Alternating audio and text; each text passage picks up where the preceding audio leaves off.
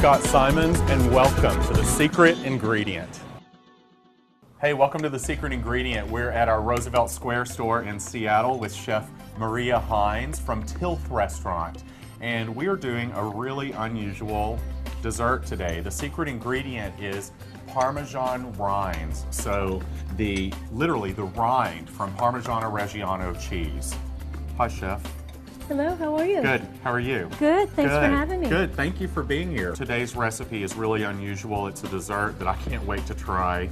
And it is what? Parmesan creme brulee. Parmesan creme brulee, yes. Sounds interesting. And this is, what was the inspiration for this dessert?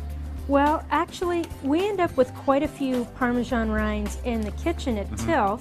So we were thinking, what is it that we can do with all these Parmesan rinds so they don't go to waste? We try and use everything that we can.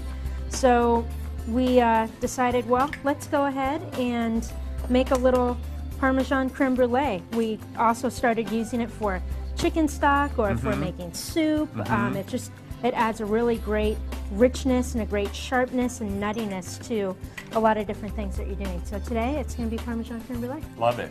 And what we do is you want to put it in a little bit of cheesecloth. And the reason for doing that is when the cheese starts to melt in that rind, what's going to end up happening is it's going to stick to the bottom of the pan, which we do not want to happen. Okay. So you take your Parmesan rind, you have it all diced up. Yep. You put it right in the middle there. So the size of the dice doesn't really matter that much. It's just to get it not at all, to because open up flavor a little bit. Yeah, you're just going to be steeping it. So you'll go ahead and tie that little bad boy up. Yep. So if you want to put the whole milk and the heavy cream in that pot right there, okay. Then you're going to take the Parmesan rind that's in the cheesecloth, go ahead and throw that in there as well. Okay. And then we're going to let it steep for about a good hour, maybe an hour and a half. Okay. And we're going to just put this in a cup so it's a little bit easier for whisking. And now we can temper this mixture into our egg yolks and sugar. Super. So you're going to take your egg yolks, give them a little whisk, and then you're going to add in your sugar. Okay, and then you're going to add in a little bit of salt. And I'm going to go ahead and put this hot cream in here so it begins to temper. Now the reason why you want to temper is the yolks and the sugar is going to be cold. Right. Your cream is really hot. So if you don't put it in slowly, you're going to end up scrambling your eggs. Right. And if you scramble your eggs, you're going to get that curdled flavor. And I think that's one of the biggest problems when at home you run into when you're making a creme brulee is not having that nice temperature ratio. Right. Now that we have our double broiler on, it's nice and hot. The water's boiling in there. Okay. We can take our tempered mixture, and if you wouldn't mind putting that right there in the pour pot it right for me. in, huh? Yeah, pour it right in. And what we're going to do is we're going to start to slowly whisk this mixture. Okay, so here we go. We're going to start to slowly whisk this. We're going to whisk this until it gets a nice thick consistency. Maybe something similar to like a milkshake. We're going to go ahead and pour it into a measuring cup to make it easier to pour into our ramekins. May I help? Yeah, that would be fantastic. Let me grab some ramekins. Okay. So let's go ahead, if you wouldn't mind pouring the creme brulee mixture right into these ramekins here. About how high? Let's go right up to that first little lip right there. Okay. Okay, and I'm going to pour some water into our little water bath. Now the importance of having a water bath is you want that custard to cook nice and slow. If it cooks too hard, the proteins will end up coagulating on you, and you could end up curdling your creme brulee. And the whole beauty of the creme brulee is that nice, supple, creamy mouthfeel. Yeah. I'm going to make sure that we capture that. All right, now let's go ahead and drop those in there.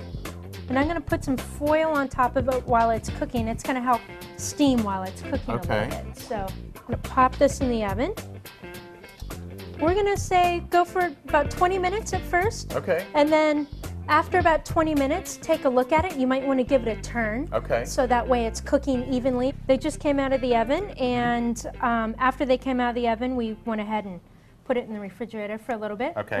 Let them chill down. Okay. And Now that they've been properly chilled, we're going to go ahead and do the next step, which is putting all this delicious sugar on top of it. Sugar, yay. You were named one of Food and Wine Magazine's top 10 or best new chefs in the nation back in 2005, which is quite an honor. Tell us about your food philosophy and what you're passionate about here in Seattle, where your restaurant's located.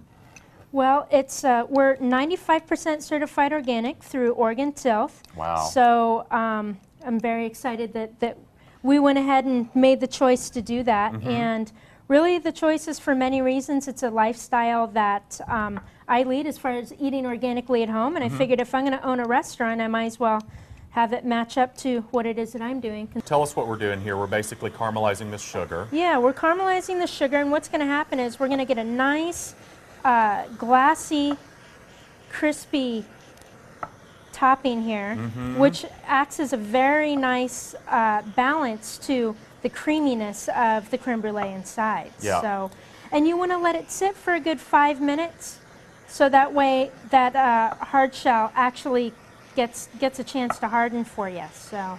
One for you and one for me. All right. Well, let's see how we did. It is perfectly crunchy and yummy on top. Wow. Really nice job. Really nice. And the Parmesan flavor is not overpowering. Yeah, it should be nice and subtle. Yeah. Just the essence of. But it gives it a depth of flavor that is there. Very much there. You get that little bit of nuttiness. Yeah, Chef, I think I'm coming to your restaurant. Well, fantastic. We'll Maybe see you in tonight. Seattle. Maybe tonight. Excellent. Thanks so much. Thank it's you been very fun. much. Great recipe. Thank you. Bye. Bye-bye. Thank you. Hi, my name is Teresa and I'm at the Whole Foods Market in Cambridge, Prospect Street, and you are watching The Secret Ingredient.